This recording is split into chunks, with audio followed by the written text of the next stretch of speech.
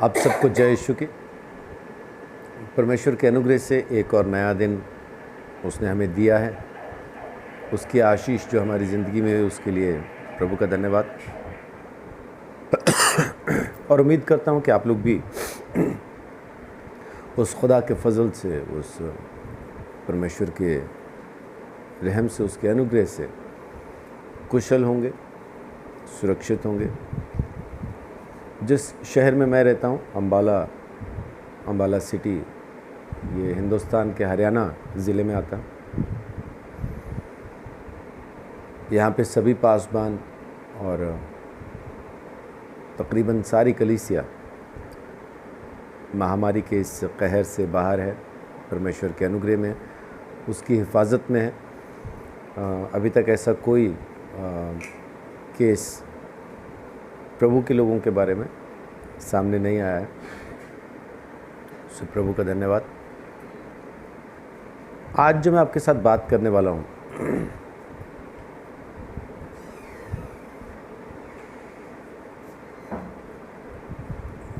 वो पवित्र आत्मा की उपस्थिति में जीना, उसके साथ उसकी संगति में उठना बैठना।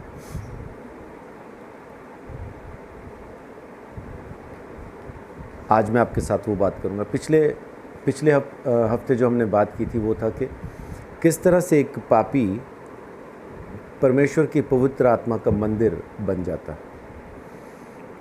तो अब ज़रूरी है कि हम ये सीखें कि परमेश्वर की पवित्र आत्मा के साथ एक नज़दीकी रिश्ते में, एक ऐसे रिश्ते में जो बहुत नज़दीक का हो, किस तरह से बढ़ा जा सकता है, किस तरह से हम उसमें आगे बढ़ सकते हैं। इसके बारे में मैं आपके साथ जो बात करने वाला हूँ वो कुछ 7 तरीक़े, 7 ढंग हम सीखेंगे कि किस तरह से पवित्र आत्मा की उपस्थिति में, उसके रिश्ते में कैसे हम बढ़ते जाएं। सबसे पहली चीज़, परमेश्वर का वचन इस रिश्ते के बारे में क्या कहता है, उसको गौर से पढ़ें।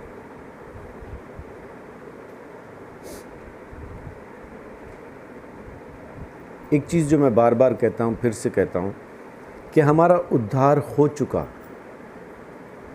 अब दोबारा से उद्धार के लिए आपको कुछ करने की ज़रूरत नहीं है। अगर आज भी आपको अपना उद्धार पाने के लिए अपने ही कर्मों पर निर्भर होना पड़ रहा है, तो फिर आपको यीशु मसीह में कुछ फ़ायदा नहीं। फिर तो आप अपने ही कर्मों से उद्धार पाने वाले हैं। फिर यीशु करने से आपको कुछ ख़ास फ़ायदा नहीं होगा। तो उद्धार हो चुका। अब उद्धार पाने के बाद अब हमें परमेश्वर की पवित्र आत्मा की उपस्थिति में, उसके अनुग्रह में, अब हमें आज्ञाकारी होने की ज़रूरत है। आज्ञाकारी होने से उद्धार नहीं मिलेगा। उद्धार मिल चुका, अब हमें उसका आज्ञाकारी होना है, ताकि परमेश्वर की पवित्र आत्मा की उपस्थिति में, उसके साथ एक गहरे संबंध में हम आगे बढ़ पाएँ, है ना। इब्रानियों 6 अध्याय उसकी पहली आयत में लिखा है, इसलिए आओ मसीह की शिक्षा की आरंभ की बातों को छोड़कर हम सिद्धता की ओर आगे बढ़ते जाएं और मरे हुए कामों से मन फिराने, परमेश्वर पर विश्वास करने और बपतिस्मों और हाथ रखने और मरे हुओं के जी उठने और अंतिम न्याय की शिक्षा रूपी नींव फिर से न डालें। लेकिन बहुत सारे लोग यीशु में आने के बाद भी आपको ये सिखाने की कोशिश करते हैं कि नहीं, यीशु मारा गया, गाड़ा गया, तीसरे दिन जिंदा हो गया, लेकिन आपका उद्धार नहीं हुआ। इससे बड़ा झूठ संसार में और कोई बोला नहीं जा सकता। इसीलिए यीशु मसीह की जो क्रूस की जो कथा है, इसीलिए वो मूर्खता है, क्योंकि इसमें आपने कुछ नहीं किया और आपका उद्धार हो गया। संसार ये मान नहीं पाता। तो पहली चीज़, परमेश्वर का वचन अब पवित्र आत्मा के बारे में, उस संबंध के बारे में क्या कहता है, इसको जानने की ज़रूरत है, इसको आपको समझना है, क्योंकि जो जड़ है परमेश्वर की उपस्थिति में जीना, पवित्र आत्मा के साथ एक नज़दीक के संबंध में जीना, इसकी जड़ परमेश्वर के वचन में। परमेश्वर के वचन से सामर्थ पाके, उसको समझ के, उसकी समझ को पाके आप पवित्र आत्मा की उपस्थिति में बढ़ सकते हैं।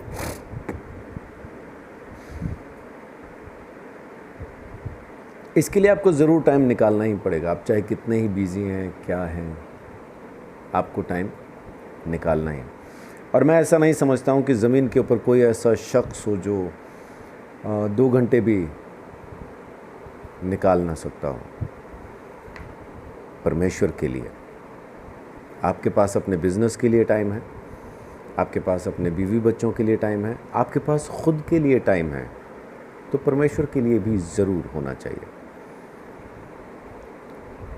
ये जो मैंने बाकी लिस्ट गिनी है, इस लिस्ट से पहले सबसे पहला जो टाइम टेबल सेट करना है, तो सबसे पहला इम्पॉर्टेंट टाइम आपको परमेश्वर के लिए ही देना चाहिए। बहुत से लोग आज इस वजह से बीमार हो रहे हैं क्योंकि वो लोग ढंग से सो नहीं पाते, ढंग से खा नहीं पाते। उनसे पूछें कि क्या हुआ तो वो रात दिन काम कर रहे हैं।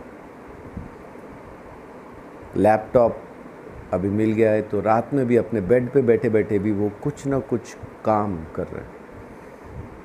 इतना ज़्यादा जब आप अपने काम को अहमियत देते हैं तो उस खुदा को भी अहमियत दें जिसने आपको काम करने के लायक बनाया, जिसकी ताकत से, जिसकी रहमत से आप काम कर पाते हैं, आप 4 पैसे कमा पाते हैं। दूसरी बात, आप इस चीज़ को जानें, इस चीज़ को समझें कि आप किस अद्भुत तरीके से, किस कमाल के ढंग से आप उस खुदा के रूह से, रूह कुद्दस के साथ, उस पवित्र आत्मा के साथ जोड़े गए। और इस चीज़ को अपनी आदत में लेके आइए, है ना। एक वो कनेक्शन कभी भी आपका टूटना नहीं चाहिए, उठते बैठते सोते जागते, जैसा खुदावंद खुदा ने, सेनाओं की यहोवा ने पुराने नियम में व्यवस्था विवरण की किताब के 6 अध्याय में 1 से लेकर 4 तक जो समझाया कि उठते बैठते सोते जागते, घर में आते बाहर जाते, हर समय अपने बच्चों को मेरी बातें सिखाया करना। तो जिस तरह से बच्चों के लिए माँ बाप अपॉइंट कर दिए गए थे कि उठते बैठते सोते जागते आते जाते हर समय माँ बाप अपने बच्चों को परमेश्वर के नियम सिखाते रहें, याद दिलाते रहें, वैसा ही आज की तारीख में पवित्र आत्मा अपॉइंट किया गया है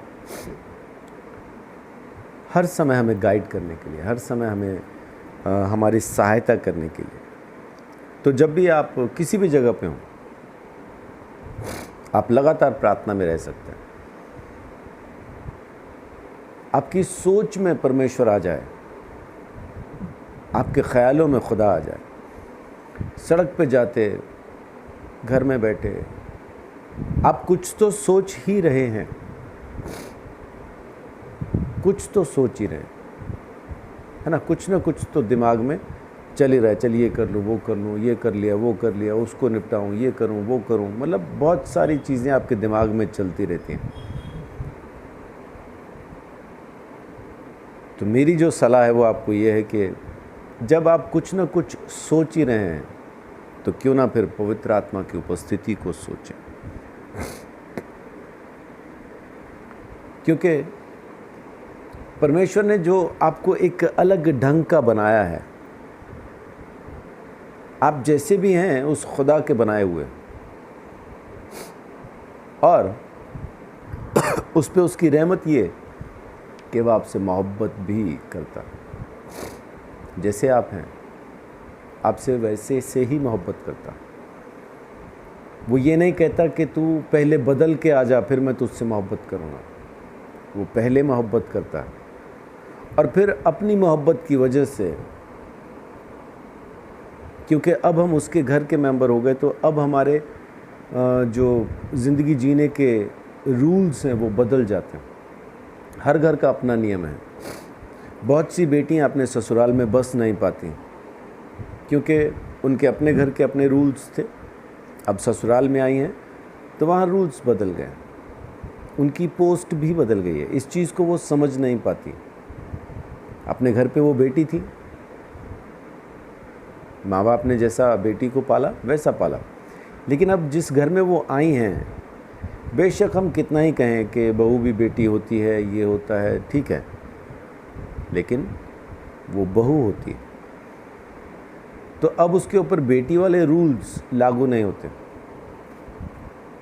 ननंद में और भाभी में झगड़ा किस बात का? इसी बात का। उसको तो कुछ नहीं कहते, मुझे क्यों कहते हैं? वो बेटी है, आप बहू हैं, वो बहू है, आप बेटी हैं। सबकी अपनी अपनी जगह।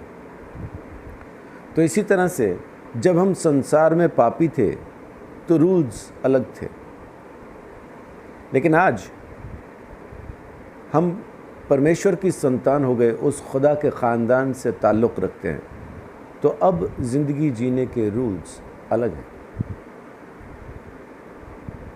अब हमें उसी तरह से जीना।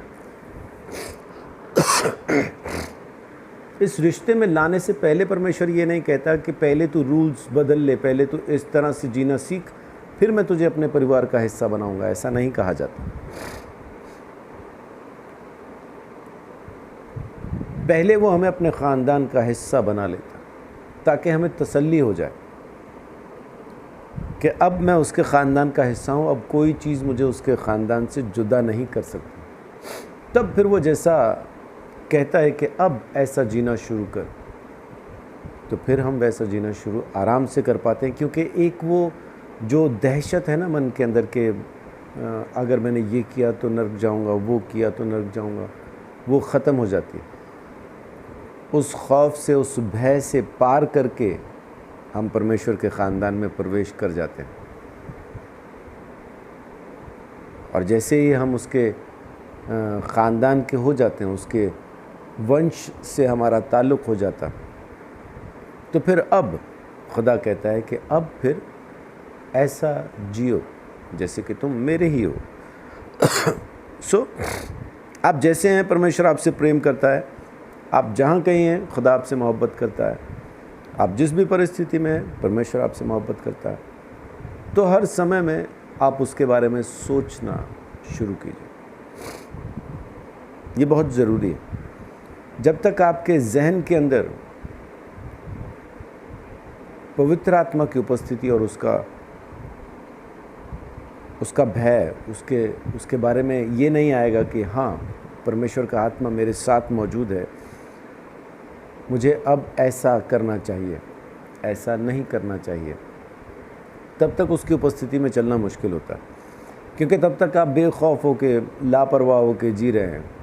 पवित्र आत्मा की उपस्थिति में जैसा चाहते वैसा कर रहे हैं। चुगली, नाटक, ड्रामा, झूठ, हत्या, व्यभिचार, सब कुछ उसकी उपस्थिति में करते चले जा रहे हैं। लेकिन जैसे ही आप पवित्र आत्मा की उपस्थिति में उठना, बैठना, चलना फिरना शुरू करते हैं, तो ऑटोमेटिकली आप इन सब चीज़ों से आज़ाद हो जाते हैं। आप फिर और पाप में आगे नहीं बढ़ते।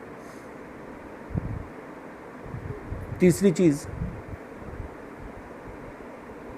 परमेश्वर की उपस्थिति में, पवित्र आत्मा की उपस्थिति में बढ़ना, किस तरह से बढ़ना है और उसके बारे में सजग रहना, जागते रहना शुरू कीजिए। इस बात पे ध्यान आपको देना ही पड़ेगा कि आप 24 घंटे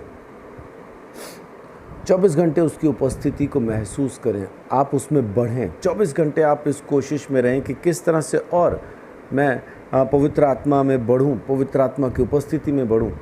हाँ, फिजिकली वो प्रेजेंट है, शारीरिक रूप से वो आपके पास है, ऐसा कभी आपको 24 घंटे महसूस नहीं होगा, है ना। कभी कभी वो महसूस होता है कि परमेश्वर की पवित्र आत्मा की उपस्थिति है, वो 24 घंटे महसूस नहीं होती रहेगी आपको, है ना। जब आप दोस्तों से बात कर रहे हैं, जब आप बाज़ार में सब्ज़ी ख़रीद रहे हैं, जब आप गाड़ी चला रहे हैं, जब आप ऑफिस में काम कर रहे हैं, जब कहीं पे भी आप हैं, तो 24 घंटे आपको पवित्र आत्मा की उपस्थिति महसूस होगी, वैसा नहीं है। लेकिन आपको ख्याल रखना है, ध्यान रखना है इस बात का कि आप किस तरह से परमेश्वर की उपस्थिति में बढ़ सकते हैं। किस तरह से आप इस बात का ख्याल रखें कि आप परमेश्वर की पवित्र आत्मा की उपस्थिति में हैं, उसमें बढ़ते जाना है, उसमें जागते रहना है। आपको भूल नहीं जाना किसी भी स्टेज पे आके कि आप परमेश्वर की उपस्थिति में हैं, इस बात को भूलना नहीं। आप चाहे किन्हीं जगहों पे बहुत बिजी हैं या आप अकेले बैठे हैं,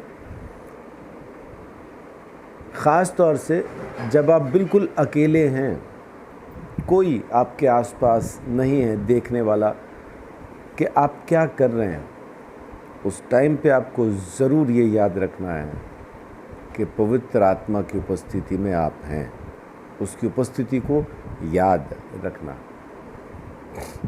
प्रभु यीशु मसीह के इस वायदे को याद रखें कि जगत के अंत तक मैं सदा तुम्हारे साथ हूँ और मैं एक सहायक भेज रहा हूँ जो तुम्हारे साथ रहेगा। तो इस बात को ज़रूर अपने दिमाग के अंदर याद रखना है, ख़ास तौर से जब आप अकेले हैं, उस वक्त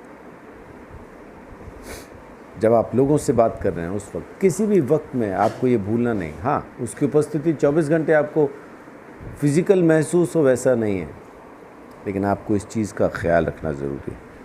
कोई भी टाइम ऐसा ना हो जब आप पवित्र आत्मा की उपस्थिति से, उसकी लिमिट से बाहर चले जाएं, उसके दायरे में रहें। परमेश्वर आपकी ज़िंदगी में काम करेगा। चौथी बात, परमेश्वर की पवित्र आत्मा के साथ एक स्वाभाविक तरीके से, इन अ नेचुरल वे आप रिश्ता बनाइए। ये कोई बहुत अलग से कोई वो रिश्ता नहीं है ना, वो जैसे होता ना, दूसरे लोग सवारी आ गई बोलते हैं, उस टाइम उनका सब बदल जाता है, सर हिलना और ये वो, है ना। तो उस वक्त उनको लगता है कि भाई हाँ, अब हम उस आत्मा की जद में है, या वो आत्मा अब हमारे साथ काम कर रहा है जिसकी भी वो आराधना पूजा करते हैं। और जैसे ही वो हट जाए फिर वो बोलते हैं नहीं जी बस अब आत्मा चला गया। तो वैसा कुछ हमारे साथ नहीं है। इसको नेचुरल, एक स्वाभाविक तरीके से इस रिश्ते को रखें, है ना। ये बहुत अजीब सा एक रिश्ता नहीं दिखना चाहिए कि कोई देखने वाले को लगे कि यार ये क्या था, ये तो बड़ा अजीब था, और वो आत्मा की उपस्थिति से हटने की कोशिश करे।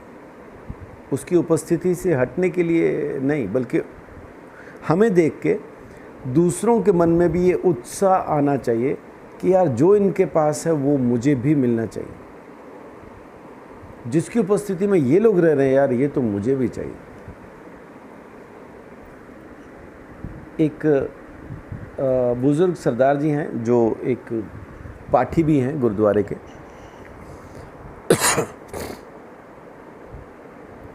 उनकी पोती को टांग में दर्द था और उसकी शादी होने वाली थी, और वो दर्द काफ़ी टाइम से था, जा नहीं रहा था, इलाज करवा चुके थे, वो अपनी तरफ से झाड़ फूक भी कर चुके थे,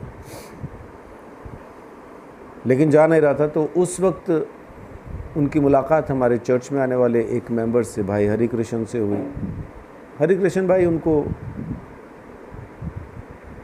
हमारे पास ले आए और जब उनकी पोती के लिए प्रार्थना किया, प्रभु यीशु मसीह ने उनकी ज़िंदगी में काम किया और उसका दर्द उसी वक्त प्रभु ने ख़त्म किया। प्रभु की महिमा हो।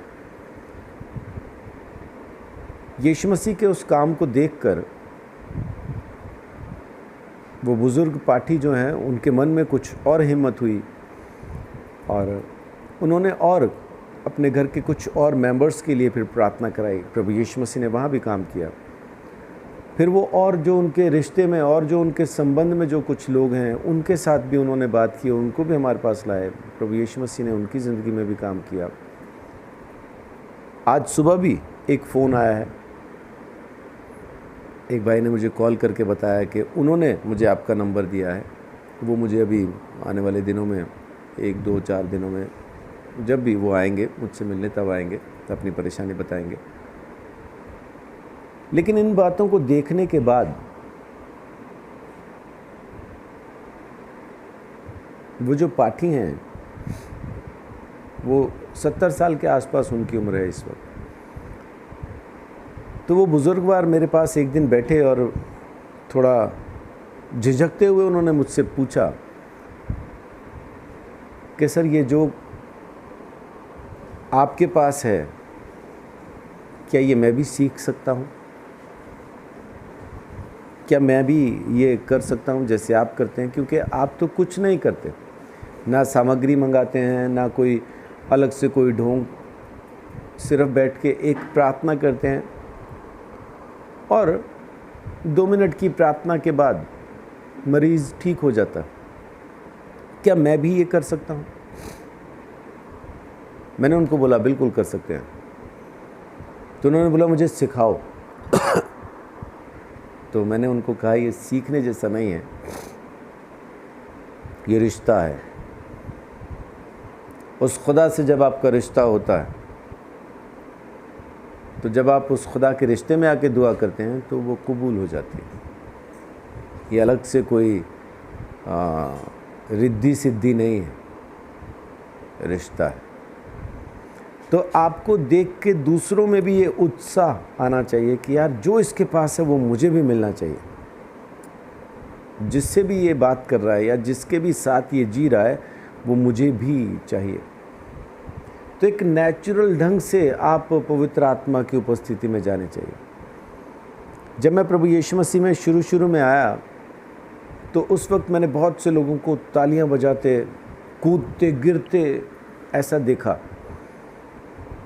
तो उसके बाद सभाओं में जब बुलाया जाता था कि जिस किसी को भी पवित्र आत्मा का अभिषेक चाहिए आगे आओ और हम प्रार्थना करेंगे, मैं कभी नहीं गया क्योंकि मुझे कूदना नहीं था, मुझे तालियां पीटते हुए गिरना नहीं था, मुझे बेसुध होके इधर उधर छलांग नहीं मारना था। मैं कभी नहीं गया। लेकिन फिर वचन पढ़ते पढ़ते परमेश्वर की उपस्थिति, उसकी पवित्र आत्मा को जब मैं समझ पाया, आज मैं उसकी उपस्थिति में आराधना कर सकता हूँ, प्रचार कर सकता हूँ, बात कर सकता हूँ। मैं तालियां नहीं पीटता, मैं कूदता नहीं, मैं गिरता नहीं। मैं उन लोगों को गलत नहीं कह रहा हूँ कि वो लोग ऐसा क्यों करते हैं। मैं सिर्फ बात कर रहा हूँ ढंग की। उनका वो ढंग देख के मैं पवित्र आत्मा की उपस्थिति में नहीं जाना चाहता था क्योंकि मुझे वो ढंग समझ में नहीं आया। तो आप जब पवित्र आत्मा की उपस्थिति में हों, जब आप पवित्र आत्मा के साथ एक रिश्ते में हों तो एक स्वाभाविक तरीके से हों, एक नेचुरल ढंग से हों। आप बदल नहीं जाओ, आप अलग नहीं हो जाओ। आपको देख के लोग डर नहीं जाएं या घबरा नहीं जाएं या ये ना सोचें कि इसको कौन सा दौरा पड़ गया। हालांकि सब लोग वही सीखते हैं जो वो देखते आ रहे हैं। जो लोग ताली बजाते हैं, कूदते हैं, गिरते हैं, उन लोगों ने वही देखा है, इसलिए उन्होंने वही सीखा है। लेकिन मेरे जैसे एक नए आदमी के लिए जो प्रभु में नया आए, उनके लिए थोड़ा सा दिक्कत होती है उस तरह से प्रभु को स्वीकार करना, पवित्र आत्मा की उपस्थिति में जाना। सो नेचुरल ढंग से उसको सीखें, नेचुरल ढंग से उसके साथ एक रिश्ता बनाएं। अब पवित्र आत्मा जैसा यूहन्ना 14:16 में लिखा है कि वो हमारा सहायक है, हमारा सहायक है। हमें हमारी सहायता के लिए वो भेजा गया है, हमारे साथ रहेगा सहायता के लिए, 24 घंटे रहेगा। वो खाली आराधना के टाइम पे नहीं है ना, जब आराधना हो रही है, ढोल बज रहे हैं तो उसी वक्त वो दिखाई देगा, वैसा नहीं है। वो 24 घंटे साथ में रहने वाला। और 24 घंटे आप तालियां पीटते हुए कूदते हुए तो नहीं रह सकते। 24 घंटे तो आप आराम से जीते हैं। तो वो एक नेचुरल ढंग के अंदर आपको उसकी उपस्थिति में जीना जरूरी है। पवित्र आत्मा हमारा टीचर है, हमारा शिक्षक है। यूहन्ना 16:13 में लिखा है कि वो सिखाएगा, बस उससे सीखिए।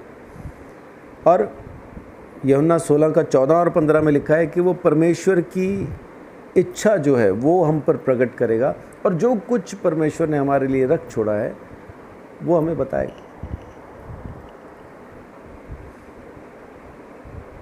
और वो अभिषेक, परमेश्वर का अभिषेक, देखिए पहला यूहन्ना 2:27, पहला यूहन्ना 2:27 में देखिए, मैं आपके लिए पढ़ देता हूँ। वहाँ लिखा है, परंतु तुम्हारा वह अभिषेक जो उसकी ओर से किया गया तुम में बना रहता है, और तुम्हें इसका प्रयोजन नहीं कि कोई तुम्हें सिखाए, वरन जैसे वह अभिषेक जो उसकी ओर से किया गया है तुम्हें सब बातें सिखाता है, और यह सच्चा है और झूठा नहीं, और जैसा उसने तुम्हें सिखाया वैसा ही तुम उसमें बने रहते हो।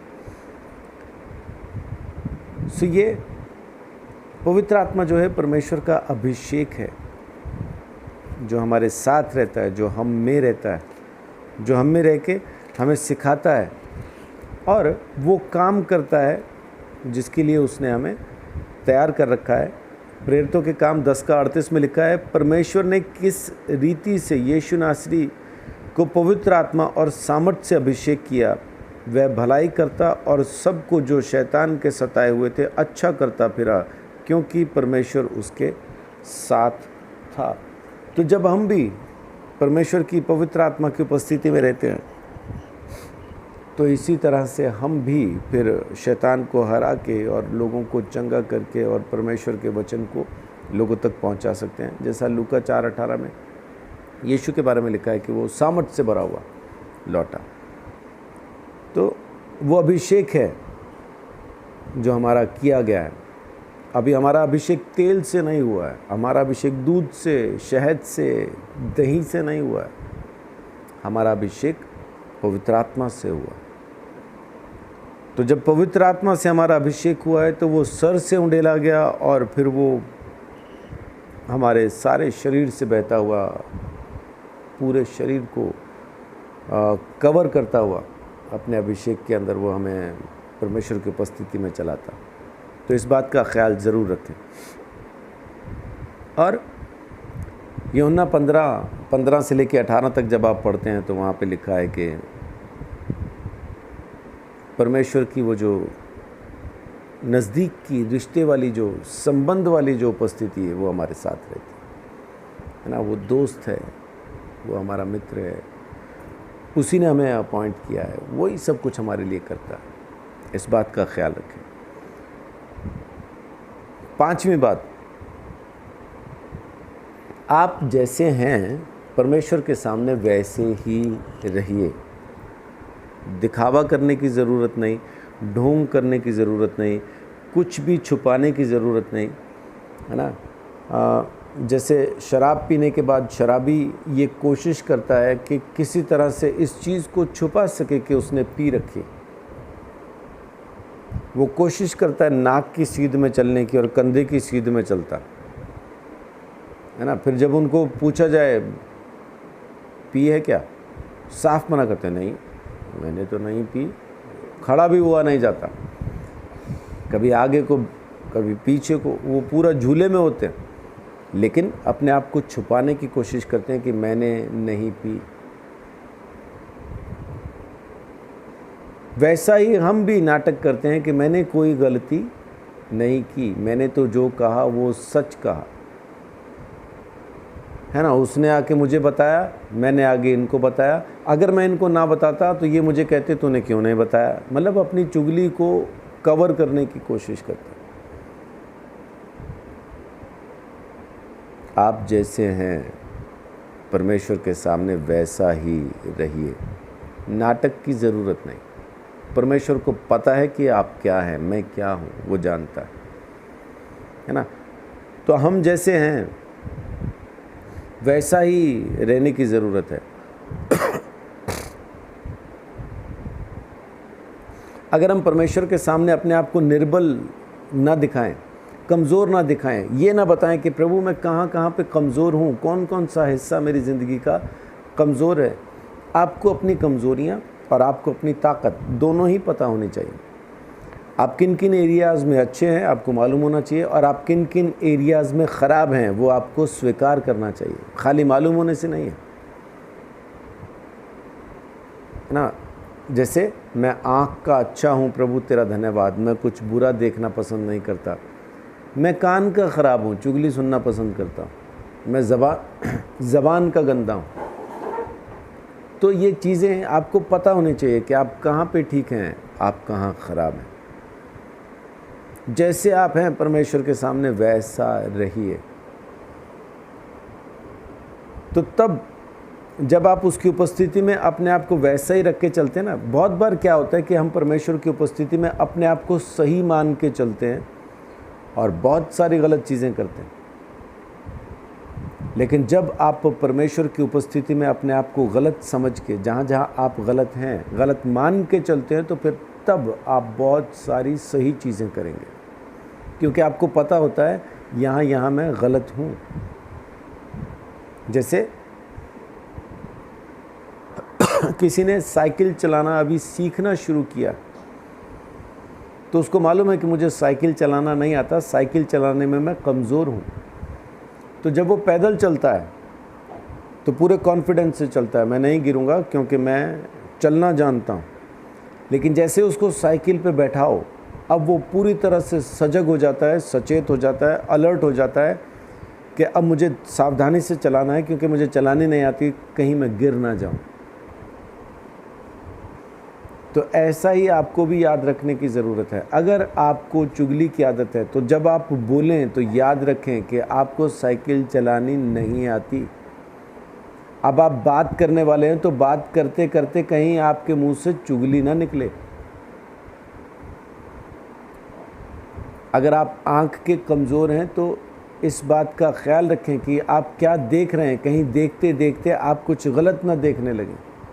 अगर आप कान के ख़राब हैं, कान में कमज़ोर हैं, तो इस बात का ख्याल रखें कि क्या सुन रहे हैं, सुनते सुनते कहीं वो ना सुनने लगे जो आपको नहीं सुनना चाहिए। तो आप जैसे हैं अपने आप को वैसा ही समझिए। अपने आप को एक्स्ट्रा समझने की ज़रूरत नहीं है ना। यहाँ सुपरमैन कोई नहीं है, पेंट के ऊपर अंडरवियर कोई नहीं पहनता। सुपरमैन बनने के लिए पहली शर्त वही है ना, पेंट के ऊपर अंडरवियर पहनो। पता नहीं क्यों, लेकिन है ऐसा। और नीली पैंट पे रेड अंडरवियर, है ना। आप नॉर्मल एक कॉमन इंसान रहें, जैसा चीज़ें हैं वैसा ही उनको रखें। आपको बहुत ज़्यादा स्वर्गदूत बनने की ज़रूरत नहीं और बहुत ज़्यादा दुष्ट आत्मा बनने की ज़रूरत नहीं। आप जो हैं वैसा रहिए। खुदा आपसे मोहब्बत करता, इस बात का ईमान रखिए, यकीन कीजिए इस बात पे कि खुदा आपसे इतनी मोहब्बत करता है कि अपना इकलौता बेटा तक आपके लिए कुर्बान कर दिया। यकीन रखें इस बात का। आप जैसे हैं वैसे रहें, उसकी उपस्थिति में वैसा ही रहना ज़रूरी है, क्योंकि अगर आप वैसा ना समझ पाएँ तो समस्या तब शुरू होती है ना। परमेश्वर के वचन के मुताबिक भी और पवित्र आत्मा की समझ के मुताबिक भी हमको वैसा ही चलना है जैसे हम हैं। याद रखना इस चीज़ को कि मैं कैसा हूँ, बस उसकी उपस्थिति में वैसा चलिए। दूसरा कुरिन्थियों पहला अध्याय उसकी 3 और 4 आयत आपके लिए पढ़ता हूँ। 3 और 4 में लिखा है, हमारे प्रभु यीशु मसीह के परमेश्वर और पिता का धन्यवाद हो, जो दया का पिता और सब प्रकार की शांति का परमेश्वर है। वह हमारे सब कलेशों में शांति देता है, ताकि हम उस शांति के कारण जो परमेश्वर हमें देता है उन्हें भी शांति दे सकें जो किसी प्रकार के कलेश में हो, है ना। तो जैसे हम हैं वैसा ही अगर समझ के हम चलना शुरू करें तो बहुत सारे लोगों को हम माफ़ भी कर पाएंगे, बहुत सारे लोगों को हम फिर खड़ा भी कर पाएंगे, उनको भी ताकत दे पाएंगे, क्योंकि हमें पता है मैं भी ऐसा ही था, लेकिन आज प्रभु के अनुग्रह से अगर मैं बदला हूँ तो प्रभु का धन्यवाद। तो अगर मैं बदला हूँ तो ये भी बदल सकता है, अगर वो उसने मुझे माफ़ किया तो इसको भी माफ़ी मिल सकती है। लेकिन जब हम अपने आप को सही समझना शुरू करते हैं तब सामने वाला गलत दिखाई देता है। सो इस चीज़ को ज़रूर अपने जहन में रखें कि आप जैसे हैं वैसा ही रहें, नाटक करने की, दिखावा करने की ज़रूरत नहीं। और छठी चीज़, आप जो कुछ भी कर रहे हैं, आपका आत्मिक अनुभव जो कुछ भी है, आपको उसका हिसाब देना है। आत्मा में जो कुछ भी आप करेंगे आपको उसका हिसाब देना है। पहला कुरिन्थियों 3 अध्याय में वहाँ पे जब आप पढ़ेंगे तो लिखा है कि कोई नई नींव ना रखे, नींव यीशु मसीह है, उसके ऊपर जो रद्दा रखा जाता है, जो काम उस पर होने, उसका हिसाब दिया जाएगा। प्रभु यीशु मसीह में आने के बाद जो हमारे काम हैं, जब हम उसका हिसाब देंगे तो या तो हमें इनाम मिलेगा या इनाम नहीं मिलेगा। फिर से इसका हमारे उद्धार से कोई लेन देन नहीं। प्रभु यीशु मसीह में इनाम या इनाम से महरूम रहना, इनाम न मिलना, ये चीज़ है। और सातवीं और आखिरी बात कि परमेश्वर की पवित्र आत्मा की उपस्थिति में अच्छे से और किस तरह से जीना है, इसके लिए लगातार मांगते रहें, लगातार प्रार्थना करते रहें। लूका 11 अध्याय 9 से 13 तक लिखा है कि मांगो तो तुम्हें दिया जाएगा ना, और 13वीं आयत कहती है कि मांगने वालों को पवित्र आत्मा क्यों ना दिया जाएगा। तो उसकी उपस्थिति में, उसकी और गहरे रिश्ते में चलने के लिए आपको इस प्रार्थना की ज़रूरत पड़ी। तो ये 7 बातें आज मैं आपको बताने की कोशिश कर रहा हूँ कि पवित्र आत्मा के साथ अब जीना ज़रूरी है, क्योंकि अब हमने उद्धार पा लिया। प्रभु यीशु मसीह के ख़ानदान से, उस खुदावंद के ख़ानदान से आज हम ताल्लुक़ रखते हैं। तो अब हमें उसकी पवित्र उपस्थिति में जीना, उठना, बैठना, बोलना, चालना, देखना, सुनना, सब कुछ उसकी उपस्थिति में करना ज़रूरी है। और जब आप ऐसा करना शुरू करेंगे तब आप देखिएगा कि परमेश्वर की पवित्र आत्मा की सामर्थ्य आपकी ज़िंदगी में किस तरह से काम करती है। आप आजमा के देखिए। 21 दिन का मैं आपको इसको ये कह सकते हैं कि ट्रायल बेसिस पे इसको आजमा के देखें। 21 दिन के लिए परमेश्वर के वचन को गौर से पढ़ना, उसको समझना शुरू कीजिए, प्रार्थना करना शुरू कीजिए। और जहाँ कहीं भी आप हैं, इस बात को याद रखें कि आप पवित्र आत्मा की उपस्थिति में हैं। जो देखें ये सोच के देखें कि पवित्र आत्मा की उपस्थिति है, जो सुने ये सोच के सुने कि पवित्र आत्मा है, जो बोलें ये सोच के बोलें कि पवित्र आत्मा है, जो करें ये सोच के करें कि पवित्र आत्मा है। और 21 दिन के बाद मैं आपको यकीन दिला के कहता हूँ कि आपकी ज़िंदगी पूरी तरह से बदल जाएगी और परमेश्वर का सामर्थ्य आपकी ज़िंदगी में बहुतायत के साथ काम करने लगेगा। परमेश्वर आप सबको अपनी उपस्थिति में संभाल के रखे, अपना अनुग्रह आपके ऊपर बना के रखे, और पवित्र आत्मा में कैसे चलना है, कैसा उठना, कैसा बैठना है, किस तरह से जीना है, परमेश्वर आपको बहुतायत से सिखाए। और फिर से आप सबको पवित्र आत्मा की उपस्थिति में जीने के लिए मैं बधाई देता हूँ, और पहले से एडवांस में आपको मुबारकबाद देता हूँ कि 21 दिन के बाद आप ऐसे नहीं रहेंगे जैसे आप आज की तारीख़ में हैं। प्रभु आप सबको बहुत आशीष, बड़ी बरकत दे। जय यीशु की।